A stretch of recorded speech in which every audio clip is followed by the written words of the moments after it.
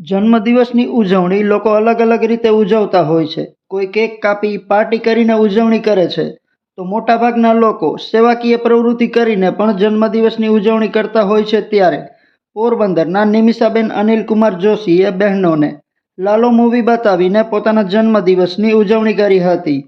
60 જેટલા બહેનો કે જેઓ સ્લમ વિસ્તારમાં રહે છે અને થિયેટરમાં મૂવી જોવા ગયા ન હોય તેવા બહેનોને લાલો ફિલ્મ બતાવી હતી. આ ઉપરાંત બેટ દ્વારકામાં ધજા ચડાવી 60થી વધુ બહેનોને બસમાં બેસાડી લઈ ગયા હતા અને લાભ અપાવ્યો હતો. અને હર્ષદ ખાતે હરસિદ્ધિ વનમાં પિકનિક કરાવી હતી.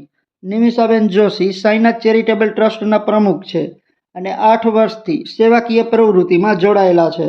નમસ્તે, અમારા બિલ્લા વિસ્તારમાં નિમિષાબેન અને મિલનબેન હે ને બેન બંને નાસ્તો દેવા આવે છે અને આજે એના દ્વારા અમને પિક્ચર જોવાનો મોકો મળ્યો છે. એ પિક્ચર છે કાનાનું અને જેમાં અમને ઘણું શીખવા મળ્યું. બે બહેનોનો ખૂબ ખૂબ આભાર જો અમને પિક્ચર જોવા અહીં લઈ આવ્યા. પહેલી વખત જ આવે છે.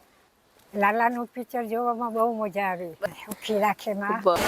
જય શ્રી કૃષ્ણ. મારું નામ નિમિષા જોશી છે. જન્મદિવસ આપણે કોઈ ને કોઈ રીતે અલગ અલગ રીતે ઉજવતા હોય છે.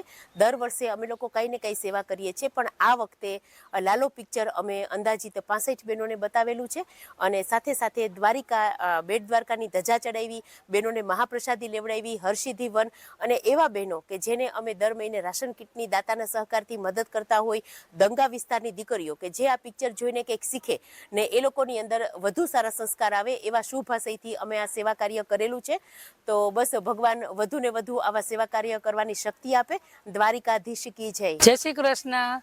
અમે પરમ દિવસ દ્વારકા ગયા હતા એટલે અમને ખૂબ મજા આવી. આજે પિક્ચર ભગવાનનું બતાવ્યું એમાં પણ મારે ખૂબ ખૂબ અમે એનો આભાર માનીએ. બહુ મજા આવી. કાનાનું પિક્ચર અમે જોયું એટલે બહુ મજા આવી. દ્વારિકાધીશ